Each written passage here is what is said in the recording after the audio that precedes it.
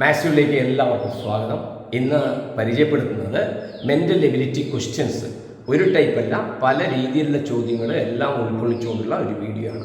അപ്പോൾ ഓരോ ടൈപ്പിലും പ്രോബ്ലങ്ങൾ ഏത് രീതിയിലാണ് ചെയ്യേണ്ടത് എന്ന് ഇതിൽ വിശദീകരിച്ചിട്ടുണ്ട്. ഓക്കെ, അപ്പോൾ അത് വ്യക്തമായി ആദ്യം തന്നെ ചോദ്യം മുഴുവൻ കാണുന്നത് കൊണ്ട് നിങ്ങൾക്ക് സ്വയം ചെയ്തു നോക്കാനും ആൻസർ കിട്ടാത്തവയുണ്ടെങ്കിൽ വീഡിയോ തുടർന്ന് കണ്ട് കാര്യങ്ങൾ മനസ്സിലാക്കാനുള്ള അവസരം ഇതിലുണ്ട്. ഓക്കെ, ഈ വീഡിയോ ഇഷ്ടമായാൽ ഷെയർ ചെയ്യാനും ലൈക്ക് ചെയ്യാനും മറക്കരുത്. സബ്സ്ക്രൈബ് ചെയ്യാത്തവരുണ്ടെങ്കിൽ ഈ ചാനൽ സബ്സ്ക്രൈബ് ചെയ്യണം എന്നുകൂടി അറിയിക്കുകയാണ്. നമുക്ക് നേരിട്ട് ക്ലാസ്സിലേക്ക് പോകാം. മാറ്റിലെ മെൻ്റൽ എബിലിറ്റിയിലെ വ്യത്യസ്തങ്ങളായിട്ടുള്ള ചോദ്യങ്ങളാണ് ഇപ്പോൾ പരിചയപ്പെടുത്തുന്നത്. അതിൽ ഒന്നാമത്തെ ക്വസ്റ്റ്യൻ നോക്കാം. Which of the following letter or number is in the 7th position to the right of the 17th position from the right end of the below given letter number series? വലിയ നീളമുള്ള ചോദ്യമായിട്ടാണ് ഇത് കാണുക. ഈ ചോദ്യത്തിന് മലയാളത്തിൽ പറയുകയാണെങ്കിൽ താഴെ തന്നിട്ടുള്ള ഈ സീരീസിൽ വലത്ത് നിന്ന് 17ാമത്തതിൻ്റെ വലത്ത് 7ാമതുള്ള നമ്പർ ഏതാണ് എന്നുള്ളതാണ് ചോദ്യം. അത് നമ്പർ ആയിരിക്കാം അല്ലെങ്കിൽ ലെറ്റർ ആയിരിക്കാം. മലയാളത്തിൽ ഒന്നുകൂടെ പറയാം. വലത്ത് നിന്ന് 17ാം സ്ഥാനത്തുള്ളതിൻ്റെ വലത്ത് 7ാമത്തെ സ്ഥാനത്ത് വരുന്നത് ഏതാണ് എന്നാണ് ചോദ്യം. അപ്പോൾ ഇതൊരു ആപ്റ്റിറ്റ്യൂഡ് ടെസ്റ്റാണ്. ഇത് നമ്മുടെ സൂക്ഷ്മമായിട്ടുള്ള കഴിവാണ് നമ്മൾക്കിവിടെ ആവശ്യമായിട്ട് വരുന്നത്. അപ്പോൾ ഇവിടെ നമുക്ക് അക്ഷരങ്ങളും അതേപോലെ തന്നെ നമ്പറുകളുള്ള വലിയൊരു സീരീസ് തന്നിട്ടുണ്ട്. അപ്പോൾ ഇതിൽ ഈ പറഞ്ഞ രീതിയിൽ എങ്ങനെയാണ് കണ്ടുപിടിക്കുക? റൈറ്റ് നോക്ക്, 17th position from the right end. അപ്പോൾ റൈറ്റ് എൻഡിൽ നിന്ന് 17th പൊസിഷനിൽ ഏതാണ് വരിക നമ്മൾ ആദ്യം കണ്ടുപിടിക്കണം. അപ്പോൾ റൈറ്റ് എൻഡിൽ നിന്ന് സ്റ്റാർട്ട് ചെയ്യുന്നത് ഏതാ? എ ആണ്. നിങ്ങൾക്ക് അവിടെ കാണാൻ കഴിയുന്നുണ്ട്, എ ആണെന്ന് കാണാൻ കഴിയുന്നുണ്ട്. ഓക്കെ, അപ്പോൾ ആ എയിൽ നിന്ന് നമ്മൾ 17ാമത്തെ നോക്കാം, 17th വരെ നോക്കാം. 1 2 3 4 5 6 7 8 9 10 11 12 13 14 15 16 17. അപ്പോൾ 17 എന്ന് പറയുമ്പോൾ നമ്മൾ ഡിയിൽ നമ്മളിവിടെ എത്തിയിട്ടുണ്ട്. 17ാമത്തത് വലത്തുനിന്ന് 17ാമത് എണ്ണുമ്പോൾ ഡിയിൽ എത്തിയിട്ടുണ്ട്. ഇവിടെ വലത്ത് 7ാമത്തത് ആണ് ഏതാണെന്ന് വെച്ചാൽ ഇതിൻ്റെ വലത്ത് 7th പൊസിഷൻ റൈറ്റ്, ഈ ഇതിൻ്റെ വലത്ത് 7ാമത്തതെന്ന്. അപ്പോൾ ഇതിൻ്റെ വലത്ത് എന്ന് പറയുമ്പോൾ വലത്ത് 1ാമത്തത് 7 ആണ്. അപ്പോൾ 1 2 3 4 5 6 7. അപ്പോൾ 7th വരുന്ന ലെറ്റർ ഏതാ വരിക? എം ആണ് ഇതിൻ്റെ ആൻസർ വരിക. അതായത് 4th ഓപ്ഷനാണ് അതിൻ്റെ ആൻസർ വരിക. ഈ ചോദ്യത്തിൻ്റെ പ്രത്യേകത എന്താണെന്ന് വെച്ചാൽ വളരെ എളുപ്പമാണെന്ന് തോന്നും, പക്ഷേ സൂക്ഷ്മതയോടുകൂടി വളരെ ശ്രദ്ധിച്ച് കൈകാര്യം ചെയ്തിട്ടില്ലെങ്കിൽ ആൻസർ തെറ്റിപ്പോകും. ഓക്കെ, അതുകൊണ്ട് ശ്രദ്ധിച്ച് ഇങ്ങനെയുള്ള കാര്യങ്ങളിൽ ഇടപെടുക. രണ്ടാമത്തെ ക്വസ്റ്റ്യൻ നോക്കുക. Find the odd one.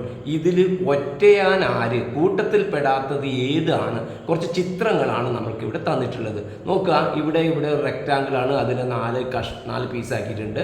ഇവിടെ വേറൊന്നാണ്, അതിനെയും 4 പീസാക്കിയിട്ടുണ്ട്. ഇവിടെ 2 പീസാക്കിയിട്ടുണ്ട്. ഇവിടെ 4 പീസാക്കിയിട്ടുണ്ട്. ഓക്കെ, അപ്പോൾ നിങ്ങൾക്ക് പെട്ടെന്ന് നിങ്ങൾ പറയുക, ഇതൊക്കെ 4 പീസുകൾ ഉണ്ടല്ലോ, ഇത് മാത്രമല്ലേ 2 പീസ് ഉള്ളത് എന്നുള്ള ഒരു ചോദ്യം നമ്മൾക്ക് അങ്ങനെ വരും. 2 പീസായിട്ട് വരുന്നപ്പോൾ ഇത് മാത്രമാണ്. ഇനി 4 പീസായിട്ടാണ് ഇതൊക്കെ വരുന്നത് അല്ലേ? 4 പീസായിട്ടാണ് ഇതിലൊക്കെ വരുന്നത്. അപ്പോൾ ഇതിൽ 4 പീസാക്കുന്നു, ഇത് 2 പീസ്, 2 കഷ്ണമാക്കിയിട്ട് വരുന്നതാണ് ഇത്. അപ്പോൾ അതിൻ്റെ ആൻസർ അപ്പോൾ ഏതാണ് വരിക? ഈ 3ാമത്തെ ഓപ്ഷനാണ് വരിക. ഓക്കെ, ഇനി ഞാൻ ചോദിക്കട്ടെ, ഇതും നമ്മൾ ഈ പറയുന്നത് മാതിരി ഈക്വൽ ആയിട്ട് 4 എണ്ണം ആക്കിയിട്ട് ഇതും ഉണ്ട് എന്ന് വിചാരിച്ചോ. എല്ലാം ഈക്വൽ ആയിട്ടുള്ളതാണ് എങ്കിൽ ഇതാണ് ആൻസർ വരിക. കാരണം ഇതിലത്തെ ഒന്നും ഈക്വൽ അല്ല. അപ്പോൾ ഇത് എന്തുകൊണ്ട് ഇവിടെ ആൻസറായി വന്നില്ല എന്ന് ചോദിച്ചാൽ, ഇവിടെ നമുക്കൊരു റെക്റ്റാങ്കിളാണ് തന്നത്. ആ റെക്റ്റാങ്കിളിൻ്റെ 4ഉം ഒരു ചതുരത്തിൻ്റെ 4 കഷ്ണമാക്കുമ്പോൾ 4 കഷ്ണവും ഒരേപോലെ വരില്ല. അപ്പോൾ ഇതിലും ഒരേപോലെ വരില്ല, ഇതിലും ഒരേപോലെ വരില്ല. അപ്പോൾ ഒരേ ഈക്വൽ പാർട്ടായിട്ട് വരുന്നത് നമ്മൾ പ്രോബ്ലത്തിൽ എടുത്തു കഴിഞ്ഞാൽ നമുക്ക് 2 അങ്ങനെ വരുന്നതുകൊണ്ട് അത് ശരിയാവില്ല. ഈക്വൽ പാർട്ട്, അത് ഇവിടെ നോക്കിയാൽ ഈക്വൽ പാർട്ടായി, ഓരോന്ന് ഈക്വൽ പാർട്ടാണ്. ഇവിടെ ഈക്വൽ പാർട്ടല്ല, ഇവിടെയും ഈക്വൽ, തുല്യ ഭാഗങ്ങളല്ല. അതുകൊണ്ടാണ് ഇത് ആൻസറായിട്ട് വന്നത്. ഇനി തുല്യ ഭാഗങ്ങളാക്കിയിട്ട് ഇപ്പം ഇത് ഇവിടെ ഇല്ല എന്ന് വിചാരിച്ചോ, ഇത് ക്വസ്റ്റ്യനിലില്ല. ഈ 3 ആണ് എങ്കിൽ നമ്മൾ എടുക്കുന്നത് ഇതായിരിക്കും. കാരണം ഇത് 2 ഈക്വലാണ്, ഇത് 4 ഈക്വലാണ്. പക്ഷേ ഇത് 4 ഈക്വൽ അല്ല എന്നുള്ളതാണ്. അപ്പോൾ ഇവിടെ എന്താണ്, ഇത് 2 ഈക്വൽ അല്ലാത്ത വന്നതുകൊണ്ടാണ് നമ്മൾ ഇതിൻ്റെ ആൻസർ 2 പാർട്ടായിട്ടുള്ള ഇത് ആൻസറായിട്ട് വന്നത്. ഓക്കെ, അപ്പോൾ 3ാമത്തതാണ് ഇതിൻ്റെ answer. Find the missing number in the series. Okay, ഈ 1, 1, 2, 8, 3 ഇതിലത്തെ നമ്പർ സീരീസാണ്. ഇതിൽ ഏതാണ് മിസ് ചെയ്തിട്ടില്ലെന്നാണ് ചോദ്യം. അപ്പോൾ ഇവിടെ നിങ്ങൾ നോക്കുമ്പോൾ നിങ്ങൾക്ക് കാണാം 1 കൂട്ടിയാൽ 2 ആയി. പക്ഷെ 1 2 കൂട്ടിയാൽ 8 അല്ല. അപ്പോൾ അത് നമുക്ക് ശരിയാവില്ല. പിന്നെ നമുക്ക് നോക്കുന്നത് എന്താ, ഇവിടെ നോക്ക്, ഇവിടെ 1 കാണുന്നുണ്ട്, ഇവിടെ 2 കാണുന്നുണ്ട്, ഇവിടെ 3 കാണുന്നുണ്ട്, അപ്പോൾ ഇവിടെ 4 കാണുന്നുണ്ട് ഉണ്ടല്ലോ. അപ്പോൾ 1, 2, 3, 4 എന്ന് പറഞ്ഞിട്ടാണ് 1ടെ വിട്ടത് നമുക്ക് വരുന്നത്. ഇവിടെ നോക്കുക, ഈ 1ഉം ഈ 1ഉം തമ്മിൽ, ഈ 2ഉം 8ഉം ഈ 4ഉം 64ഉം തമ്മിലുള്ള റിലേഷൻ നോക്കുക. 4ൻ്റെ ക്യൂബാണ് 64, 4ൻ്റെ ക്യൂബാണ് 64, 1ൻ്റെ ക്യൂബാണ് 1, 2ൻ്റെ ക്യൂബാണ് 8. ഓക്കെ, അപ്പോൾ അതിൽ നിന്ന് മനസ്സിലാവും ഇവിടെ 3 ഉണ്ട്. അപ്പോൾ 3യുടെ ക്യൂബാണ് ഇവിടെ വരിക. 3യുടെ ക്യൂബ് എത്ര വരിക, 27 എന്ന് പറയുന്ന ഇതാണ് ഇതിൻ്റെ ആൻസർ ആയിട്ട് വരിക. അപ്പോൾ മിസ്സിംഗ് നമ്പർ ഏതാണ് വരിക, 27. ഓക്കെ, അപ്പോൾ ആൻസർ 27. ഐഡിയ മനസ്സിലായല്ലോ. Next question, add together every 5 that comes immediately before 8 in the series and the sum is, ഈ സീരീസിൻ്റെ ഇങ്ങനെ വരുമ്പോൾ അതിൻ്റെ സമ്മ് എത്രയാണോ കണ്ടുപിടിക്കേണ്ടത്. Add together every 5 that comes immediately before 8 in the series, in the given series and the sum is ഏതാണ് എന്നാണ് question. എന്നിട്ട് നമ്മൾക്കിവിടെ ആ സീരീസാണ് ഇവിടെ തന്നത്. ഓക്കെ, അപ്പോൾ മലയാളത്തിൽ പറഞ്ഞാൽ എങ്ങനെയാണ് പറയുക, അതായത് ഓരോ 8ൻ്റെ മുമ്പിൽ, തൊട്ട് മുമ്പിൽ വരുന്ന ഓരോ 5കളെയും നമ്മൾ കണ്ടിട്ട് അവയുടെ സമ്മ്, അവയുടെ തുക കണ്ടുപിടിക്കണം. ഈ സീരീസിൽ 8ൻ്റെ മുമ്പിൽ വരുന്ന, 8ൻ്റെ തൊട്ട് മുമ്പിൽ വരുന്ന 5കളുടെ എല്ലാം തുകയാണ് കണ്ടുപിടിക്കേണ്ടത്. അപ്പോൾ 8ന് തൊട്ട് മുമ്പിൽ വരുന്നതാണ്. അപ്പോൾ ഈ 8, ഈ 5 വരില്ല, ഇത് 8ന് ശേഷമാണ്. ഈ 5 വരും, നോക്കിയാൽ 8ന് തൊട്ട് മുമ്പാണ്. അപ്പോൾ 1നെ കിട്ടി. ഈ 5 വരില്ല, അതിന് ശേഷമാണ്. ഇവിടെ ഈ 8 അതിന് ശേഷമാണ്. ഈ 5 വരില്ലേ, 8ന് മുമ്പാണ്. അപ്പോൾ ഈ 5 വരും. ഇനി ഈ 5 വരുമോ, 8ന് മുമ്പാണ്, അത് വരും. ഈ 5 വരുമോ, ഇല്ല, 8ന് മുമ്പില്ല, 8 അപ്പുറമില്ല. അപ്പോൾ എത്ര വരിക, 5, 5, 5. അപ്പോൾ ഇതിൻ്റെ സമ്മ് എത്ര വരും, 5ഉം 5ഉം 10, 10ഉം 5ഉം 15, 15ആണ് അതിൻ്റെ ആൻസർ വരിക. ഓക്കെ, അപ്പോൾ ഇതും നേരത്തെ ആദ്യം നമ്മൾ പറഞ്ഞിരിക്കുന്നതും ആപ്റ്റിറ്റ്യൂഡ് ടൈപ്പ് ക്വസ്റ്റ്യൻസ് ആണ്. ശ്രദ്ധിച്ച് ചെയ്യേണ്ടതാണ്. ഈസി ആയിരിക്കും, പക്ഷേ ശ്രദ്ധിച്ച് ചെയ്യേണ്ടതാണെന്ന് അർത്ഥം. ഇനി ഈ 5 men can make 5 flags in 5 minutes. How many men are required to make 50 flags in 50 minutes? ഇതൊരു നേരം പോക്കായിട്ടുള്ള ചോദ്യം മാതിരി നമുക്ക് തോന്നും.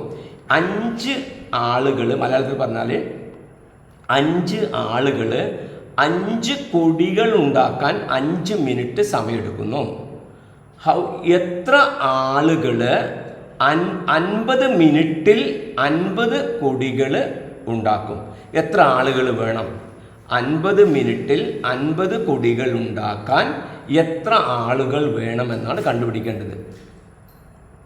അപ്പോൾ 5 ആളുകൾ 5 കൊടികൾ 5 മിനിറ്റിന് മുമ്പ് 5 മിനിറ്റിൽ ഉണ്ടാക്കും. അപ്പോൾ നിങ്ങൾക്ക് ഇവിടെ ആലോചിച്ച് നോക്കുക, 5 ആളുകൾ 5 കൊടികൾ 5 മിനിറ്റ് കൊണ്ട് ഉണ്ടാക്കുകയാണെങ്കിൽ ഒരാൾ ഒരു കൊടി ഉണ്ടാക്കാൻ എത്ര സമയമെടുക്കും?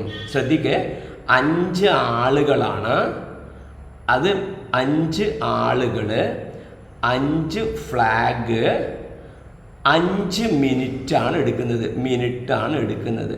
അപ്പോൾ ഒരാൾ ഒരു ഫ്ലാഗ് ഉണ്ടാക്കാൻ, 5 ആൾ എത്ര ഫ്ലാഗാണ് ഉണ്ടാക്കുന്നത്? 5 മിനിറ്റ് കൊണ്ട് 5 ഫ്ലാഗാണ്. 5 ആളുകൾ 5 മിനിറ്റ് കൊണ്ട് ഉണ്ടാക്കുന്നത് 5 ഫ്ലാഗാണ്. അപ്പോൾ ഒരാൾ ഒരു ഫ്ലാഗ് ഉണ്ടാക്കാൻ എത്ര എടുക്കും? 5 മിനിറ്റ് എടുക്കും. കറക്റ്റ് അല്ലേ? അപ്പോൾ 5 ആളുകൾ ഈ 5 മിനിറ്റ് കൊണ്ട് 5 ഫ്ലാഗ് ഉണ്ടാക്കുന്നു. കറക്റ്റ് അല്ലേ? അപ്പോൾ ഒരാൾ ഒരു ഫ്ലാഗ് ഉണ്ടാക്കാൻ 5 മിനിറ്റ് എടുക്കുന്നു. അപ്പോൾ ഇവിടെ നോക്കുക 50 മിനിറ്റ്സ് ഉണ്ട്. അപ്പോൾ ഈ 50 മിനിറ്റ്സ് കൊണ്ട് ഒരാൾ എത്ര കൊടി ഉണ്ടാക്കും? 50 മിനിറ്റ്സ് കൊണ്ട് ഒരാൾ ഒരു കൊടി ഉണ്ടാക്കാൻ 5 മിനിറ്റ്. അപ്പോൾ 50 ഫ്ലാഗ്സ് ഉണ്ടാക്കാൻ വേണ്ടിയിട്ട് ഇവിടെ ഒരാൾ ഒരു കൊടി ഉണ്ടാക്കാൻ, ഇവിടെ എഴുതുന്നുണ്ട് ഒരാൾ ഒരു കൊടി ഉണ്ടാക്കാൻ 5 മിനിറ്റ്. ഒരാൾ 50 മിനിറ്റ് കൊണ്ട് എത്ര ഫ്ലാഗ് ഉണ്ടാക്കും? അത് നമുക്ക് ഈസിയായി പറയാൻ പറ്റും. ഒരാൾ 50 മിനിറ്റ് കൊണ്ട് 10 ഫ്ലാഗുകൾ ഉണ്ടാക്കും. കറക്റ്റ് അല്ലേ? ഒരാൾ 5 മിനിറ്റ് കൊണ്ട് ഒരു ഫ്ലാഗ്. അപ്പോൾ ഒരാൾ 50 മിനിറ്റ് കൊണ്ട് 10 ഫ്ലാഗ്. കറക്റ്റാണല്ലോ? കറക്റ്റാണ്. അപ്പോൾ 50 മിനിറ്റ് കൊണ്ട് ഒരാൾ 10 ഫ്ലാഗ് ഉണ്ടാക്കും. നമുക്ക് എത്ര ഫ്ലാഗാണ് വേണ്ടത്? 50 ഫ്ലാഗ് വേണം. അപ്പോൾ ഈ 10 ഫ്ലാഗ് എന്നുള്ളത് 50 ഫ്ലാഗ് ആവാൻ വേണ്ടിയിട്ട് എത്ര ആളുണ്ടായാൽ മതി? ഒരാൾ 50 മിനിറ്റിൽ 10 ഫ്ലാഗ് ഉണ്ടാക്കും. അപ്പോൾ 50 ഫ്ലാഗ് ഉണ്ടാക്കാൻ ഇവിടെ 5 ആൾ മതി. 5 ആൾ 50 ഫ്ലാഗ് 50 മിനിറ്റ് കൊണ്ട് ഉണ്ടാക്കും. കാരണം എന്താ? ഒരാൾ 50 മിനിറ്റ് കൊണ്ട് 10 എണ്ണം ഉണ്ടാക്കുന്നുണ്ട്. ഒരാൾ 50 മിനിറ്റ് കൊണ്ട് 10 ഫ്ലാഗ് ഉണ്ടാക്കുന്നുണ്ട്. അപ്പോൾ 5 ആൾ 50 മിനിറ്റ് കൊണ്ട് 50 ഫ്ലാഗ് ഉണ്ടാക്കും. അപ്പോൾ അതിൻ്റെ ആൻസർ എത്ര വരിക? 5 വരിക. ഓക്കെ, അത് അങ്ങനെയുള്ളൊരു കണ്ണിങ് ആയിട്ടുള്ള ക്വസ്റ്റ്യനാണ്. Next question, arrange in meaning full sequence. എന്തൊക്കെയാണ്? അതായത് അർത്ഥപൂർണമായ ഓർഡറിൽ ഈ പറഞ്ഞിരിക്കുന്ന കാര്യങ്ങൾ ക്രമപ്പെടുത്തുക എന്നാണ് മലയാളത്തിൽ പറഞ്ഞാൽ. Book, words, letters, chapter, sentence. അപ്പോൾ നമുക്ക് എങ്ങനെയാണ് വരിക? ഏറ്റവും ചെറുതിൽ നിന്ന് വലുത് തുടങ്ങുകയാണെങ്കിൽ ഒരു ബുക്കിൽ ഏറ്റവും ചെറുതായി വരുന്നത്, ഏറ്റവും ചെറുതേതാ? ലെറ്റേഴ്സാണ് അല്ലേ? ഓക്കെ, ലെറ്റേഴ്സാണ് ഏറ്റവും ചെറുതായിട്ട് വരിക. ഓക്കെ, ലെറ്റേഴ്സ് ഏതിലുണ്ടാവും? വേർഡ്സിലുണ്ടാവും. അപ്പോൾ ലെറ്റേഴ്സിനെക്കാട്ടിയും വലുതാണ് വേർഡ്സ്. അപ്പോൾ അടുത്തത് വേർഡ്സ്, ലെറ്റേഴ്സ്, വേർഡ്സ്. ഈ വേർഡ്സ് ഏതിലുണ്ടാവും? സെൻറ്റൻസിലുണ്ടാവും അല്ലേ? വേർഡ്സുകൾ ചേർന്നതല്ലേ സെൻറ്റൻസ്. അപ്പോൾ അത് നമുക്ക് എന്ന് കിട്ടും. അപ്പോൾ ലെറ്റേഴ്സായി, വേർഡ്സായി, സെൻറ്റൻസായി. ഈ സെൻറ്റൻസുകൾ ഏതിലുണ്ടാവും? ചാപ്റ്ററിലാണ് ഉണ്ടാവും അല്ലേ? ചാപ്റ്റർ അപ്പോൾ ഏതാണ്? ഡി ആണ് ചാപ്റ്റർ. ഓക്കെ, ഈ ചാപ്റ്ററുകൾ ചേർന്നതാണ് എന്ത്? ബുക്ക്. അപ്പോൾ എന്താണ് വരിക? എ. അപ്പോൾ എന്താ വരിക? CBEDA. അപ്പോൾ അങ്ങനെയുള്ള ആൻസർ ഇവിടെ ഉണ്ട്. നോക്ക്, CBEDA. അപ്പോൾ ഇതാണ് അതിൻ്റെ വരിക. അപ്പോൾ ഇതെന്താണ്? ലോജിക്കൽ സീക്വൻസിൽ വരുന്ന ടൈപ്പാണത്. അതായത് മീനിങ് ഫുൾ ആയിട്ടുള്ള ഓർഡറിൽ കണ്ടുപിടിക്കുക. ഇപ്പം ഞാനിപ്പോൾ എഴുതിയത് CBEDAക്ക് പകരം ADEBC എന്നും വരാം. അപ്പോൾ നമ്മൾ ചെറുതെന്ന് വലുതിലേക്കോ വലുതും ചെറുതിലേക്കോ ഒന്നിൽ എഴുതി നോക്കിയിട്ട് നമ്മൾക്ക് കിട്ടിയ ആൻസർ ഇല്ലെങ്കിൽ നമ്മളതിൻ്റെ റിവേഴ്സ് ഓർഡറിൽ നോക്കുക. അപ്പോൾ അതുണ്ടാവും. അപ്പോൾ അതിൻ്റെ കൃത്യമായിട്ട് ആൻസർ കിട്ടും. അപ്പോൾ ഇന്നിപ്പോൾ നമ്മൾ പറഞ്ഞത് ആപ്റ്റിറ്റ്യൂഡ് ടെസ്റ്റിൽ ക്വസ്റ്റ്യൻ പറഞ്ഞു, ചിത്രങ്ങൾ തന്നിട്ട് ഓഡ് വണ്ണ് കണ്ടുപിടിക്കുന്ന പറഞ്ഞു, മിസ്സിംഗ് നമ്പറുമായിട്ട് ബന്ധപ്പെട്ട കാര്യങ്ങൾ പറഞ്ഞു, അതേപോലെ തന്നെ ലോജിക്കായിട്ടുള്ള ഈ ഫ്ലാഗിൻ്റെതായിട്ടുള്ള ക്വസ്റ്റ്യൻ പറഞ്ഞു, ഇതേപോലെ ലോജിക്കൽ സീക്വൻസ് പറഞ്ഞു. വ്യത്യസ്തങ്ങളായിട്ടുള്ള ധാരാളം ചോദ്യങ്ങൾ വരുന്നതാണ് മെൻ്റൽ എബിലിറ്റി ടെസ്റ്റ്. ഇത് നിങ്ങൾക്ക് മനസ്സിലായിട്ടുണ്ടാകുമെന്ന് കരുതുന്നു. എന്തെങ്കിലും അഭിപ്രായങ്ങളുണ്ടെങ്കിൽ കമൻസിൽ സൂചിപ്പിക്കുക. ഈ വീഡിയോ ഇഷ്ടമായാൽ ലൈക്ക് ചെയ്യും, ഷെയർ ചെയ്യും കരുതുകയാണ്. നമുക്ക് പുതിയ ടോപ്പിക്കിൽ വീണ്ടും കാണാം. ഓക്കെ.